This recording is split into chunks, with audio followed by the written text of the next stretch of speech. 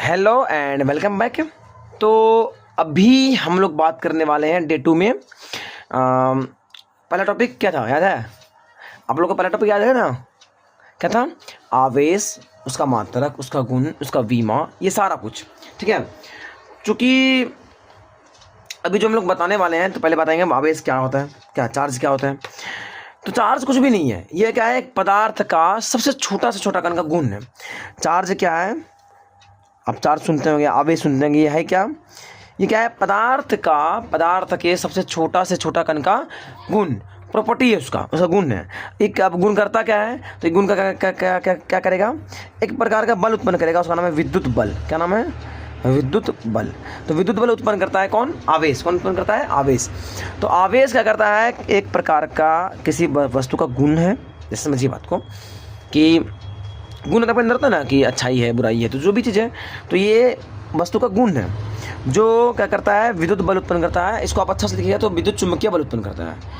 विद्युत चुम्बकीय बल उत्पन्न करता है। तो ये हुआ आवेश का डेफिनेशन कि आवेश क्या है? एक वस्तु का गुण है जो कि विद्युत चुम्बकीय बल उत्पन्न करता है। पहला बात तो क्लियर हो गया।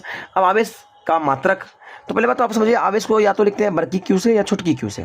आवेश को दोनों से लिखते हैं, या तो बड़की क्यू से या तो छोटी क्यू से, दोनों से लिखा जाता है। आवेश को दोनों से लिखा जाता है, या तो बड़ी क्यू से या तो छोटी क्यू से। ठीक है, अब आगे समझते हैं कि आवेश को जो इसका मात्रक है, मात्रक जो है वो कुलम्ब है। क्या है? कुलम्ब। कुलम्ब एक साइंटिस्ट थे, कुलाम साहब, उसी के नाम पे कुलम्ब रखा गया।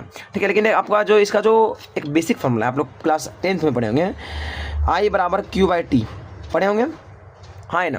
तो कौन अग्नि गुण आता है? आई टी बराबर क्यू। तो यहाँ से एक फॉर्मूला बनता है, मात्रक बनता है। ये वह विद्युत धारा बराबर आवेश बटे समय, ये आप पढ़े होंगे क्लास 10th में। तो ये हो गया क्यू बराबर आई टी।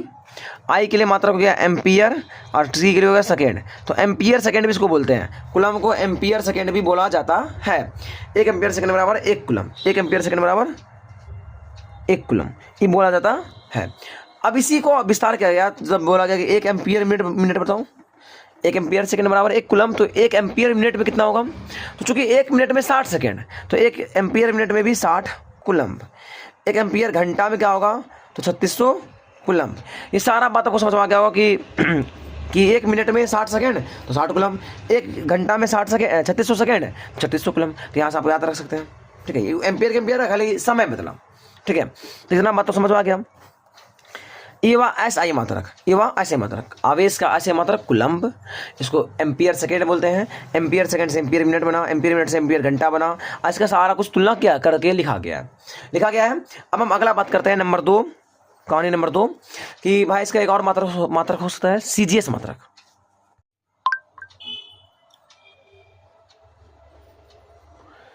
तो दूसरा नंबर की अगर हम बात करें तो इसका जो सीजीएस मात्रक होगा उसको हम लोग बोलते हैं ESU, इलेक्ट्रो स्टैट यूनिट। ये इसका सीजीएस मात्रक है। ये इसका क्या है? सीजीएस मात्रक है। इसका एक और नाम है स्टेट कुलम। स्टेट कुलम, क्या नाम है? State coulomb. दो नाम है इसका, तो ESU या स्टेट कुलम। ओके, आगे बढ़ते हैं। अब आगे एक और बात है कि एक स्टेट कुलम में कितना कुलम? एक स्टेट कुलम में कितना कुलम? तो एक स्टेट कुलम में 1/3 गुना 10⁻9 कुलम होता है। एक स्टेट कुलम में 1/3 गुना 10⁻9 कुलम होता है। इतना में तो कोई दिक्कत ना होगा। देखिए क्या क्या पढ़े हम लोग, पढ़े कि ऐसे मात्रक क्या है? कुलम। एक कुलम से एक और मात्रक बना एम्पियर सेकेंड। एम्पियर सेकंड से 2 को मेरा एम्पियर मिनट, एम्पियर घंटा। इसको क्यू, बड़की क्यू या छोटी क्यू से सूचित करते हैं।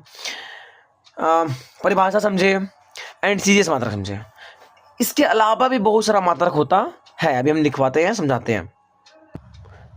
चलिए समझते हैं। इसके अलावा एक और होता है चुंबकीय मात्रक, इसको बोलते हैं, इसको हम लोग चुंबकीय मात्रक कहते हैं।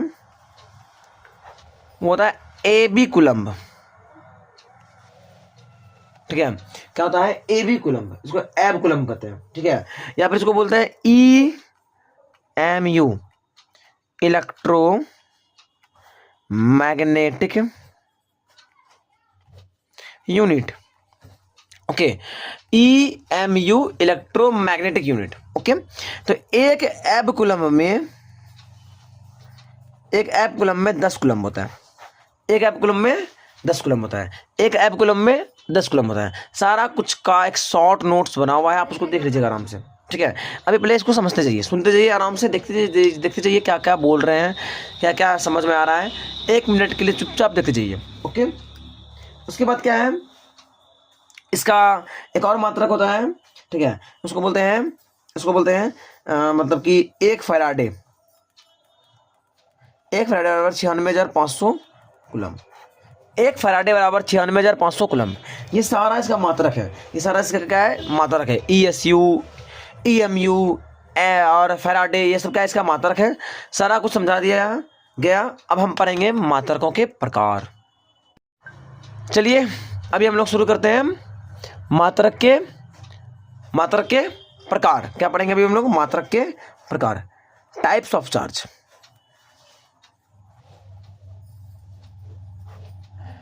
अब टाइप्स ऑफ चार्ज में हम 2 तरह के चार्ज के टाइप जानते हैं।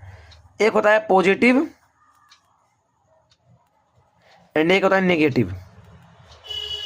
ठीक है, एक होता है पॉजिटिव, एक होता है नेगेटिव। पॉजिटिव क्या है, नेगेटिव क्या है, दोनों को समझते हैं। ठीक है, पॉजिटिव क्या है, तो पॉजिटिव में मतलब कि इसमें धन आवेश रहेगा, इसमें होगा ऋण आवेश क्या होगा। लेकिन ये आवेश आता कैसे है, इसके लिए कौन डिपेंडेंट है। तो अगर धन आवेश का बात करें तो धरती पे एक प्रोटॉन है, एक ऐसा कण है प्रोटॉन जिसके पास धन आवेश होता है। एक इलेक्ट्रॉन है, एक ऐसा कण है इलेक्ट्रॉन जिसके पास क्या होता है, ऋण आवेश होता है। क्या होता है, ऋण आवेश। प्रोटॉन के पास धन आवेश और इलेक्ट्रॉन के पास ऋण आवेश। ओके, प्रोटॉन के पास धन आवेश, इलेक्ट्रॉन के पास ऋण आवेश। अब कौन ज्यादा पावरफुल, ये ज्यादा पावरफुल, ये ज्यादा पावरफुल है ना। तो दोनों का पावर सेम है, दोनों का पावर क्या है, सेम है। बस क्या है, एगो प्लस वाला है, एगो माइनस वाला है। मतलब मान लीजिए कि एक लड़का है, एक लड़की है, दोनों का सेम पावर है, बट एक लड़का है, एक लड़की है, इतने सा अंतर है। दोनों में क्या है, सेम पावर है। तो इसका जो आवेश का जो मात्रा होता है, आवेश का जो मात्रा दोनों में पाया जा रहा है, वो है 1.6 गुना 10⁻⁻19 कूलम। 1.66 गुना 10⁻⁻19 कूलम। लेकिन इतना बड़ा नंबर को एक बस ई से लिखते हैं। किससे लिखते हैं, ई से। इतना बड़ा नंबर को लिखते हैं ई से। जैसे मान लीजिए आप लोग को याद होगा एवोगाड्रो संख्या, उसको लिखते थे Na, लिखते थे ना Na से। वैसे ही इसको लिखते हैं ई से। किससे लिखते हैं, ई से। इस आवेश के मात्रा को, आवेश का परिमाण को कितना होता है, 1.6 गुना 10⁻⁻19। एक कूलम, एक इलेक्ट्रॉन में एक प्रोटॉन में कितना आवेश पाया जा रहा है, 1.6 गुना 10⁻⁻19 कूलम। बस अंतर ये है कि इलेक्ट्रॉन बोलेंगे तो माइनस लगा देंगे, अब प्रोटॉन बोलेंगे तो प्लस लगा देंगे। इतने सा डिफरेंस है, इसके अलावा कोई डिफरेंस नहीं है। और इसको लिखते किससे हैं, ई से। किससे लिखते हैं, ई से। एक और बात छूट गया, इसका वीमिया सूत्र। तो इसका जो वीमिया सूत्र होता है, देखिए आप हम लोग पढ़े हैं I बराबर Q/T, तो Q बराबर IT है ना। अब I के लिए वीमिया सूत्र लिखते हैं A और T के लिए कैपिटल T, तो AT हो गया। क्या हो गया, AT हो गया। बट कभी कभी I के लिए कहीं देखते हैं हम I भी होता है, तो IT भी चलेगा, दोनों चलेगा। तो आवेश का वीमिया सूत्र क्या होता है, AT या IT, AT या IT। ओके ओके, इतना बात समझ में आ गया। अब हम बात करेंगे कि आवेश के हिसाब से कितना प्रकार थी, वस्तु कितना तरह होता है। अब देखिए आवेश के हिसाब से वस्तु 3 तरह होता है, एक उदासीन, एगो धन आवेशित, एगो ऋण आवेशित। देखिए इलेक्ट्रॉन के पास है नेगेटिव और प्रोटॉन के पास है पॉजिटिव। तो देखिए अगर किसी भी वस्तु में इलेक्ट्रॉन ज्यादा होगा तो नेगेटिव होगा, क्योंकि इलेक्ट्रॉन के पास क्या है, नेगेटिव है। अब प्रोटॉन ज्यादा होगा तो कैसा होगा, पॉजिटिव होगा।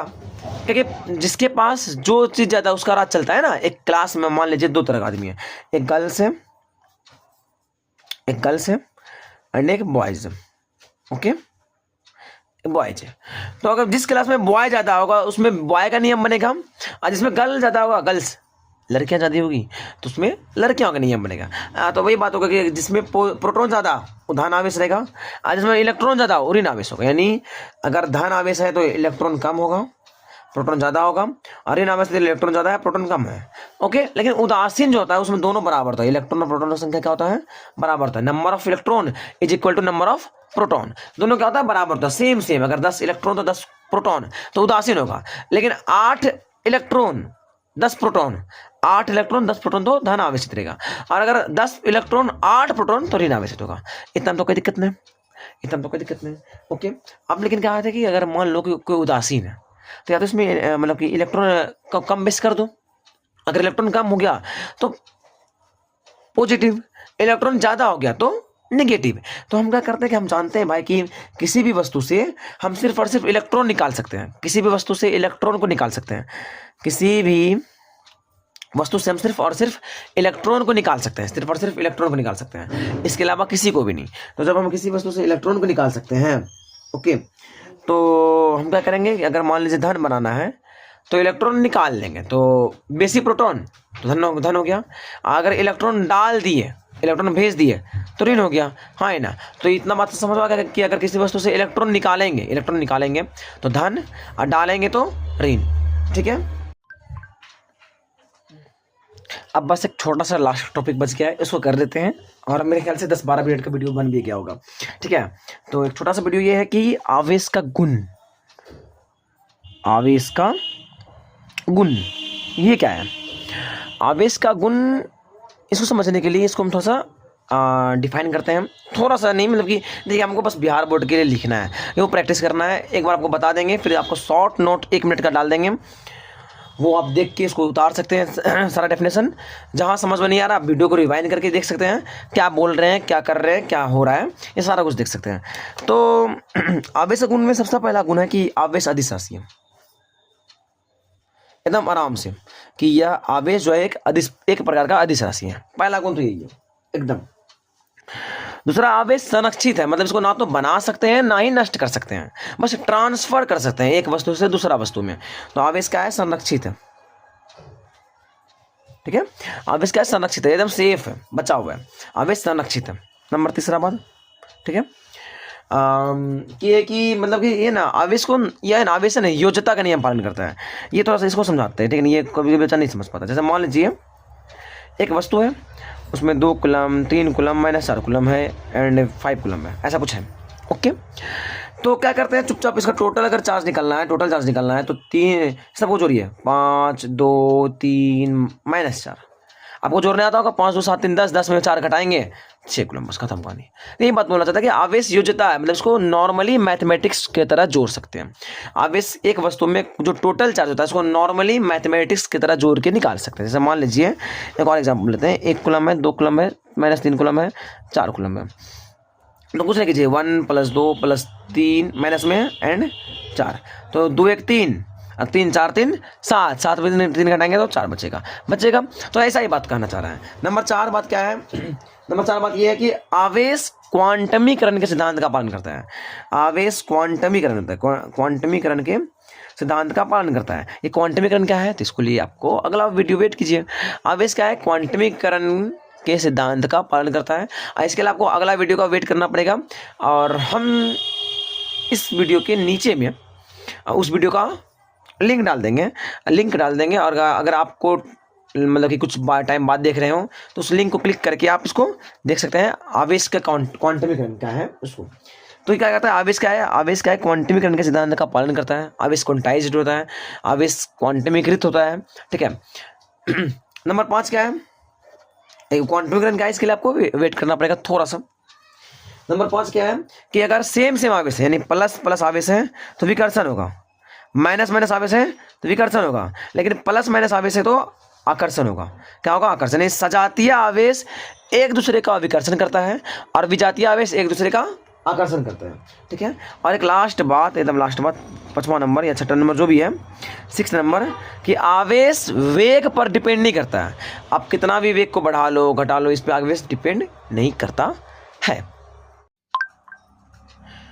जितना भी बात हमने पढ़ाया अभी, उस सारा का कंप्लीट नोट्स हम लिख चुके हैं, और ये आपके लिए लाए हैं कि आवेश के प्रकार, मात्रक और विमा, साथ ही गुण। तो अभी बताए थे आवेश का परिभाषा था, पदार्थ के सूक्ष्म कणों का वह मौलिक गुण जो विद्युत चुंबकीय बल को उत्पन्न करता है। तो वही क्या है, मतलब कि परिभाषा है। सारा कुछ लिख दिए हैं, जो भी बताया गया है सारा बात लिख दिया गया था। धीरे धीरे आप देखते जाइए, वीडियो को रोकते जाइए। अगर आप वहाँ से नोट्स नहीं बना पाए तो आप यहाँ से देख करके नोट्स बना लीजिए, एकदम देखिए आराम से।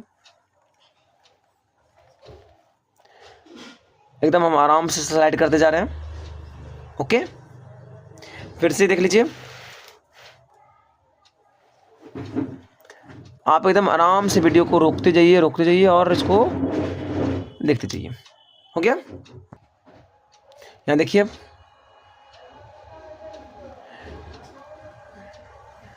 ओके।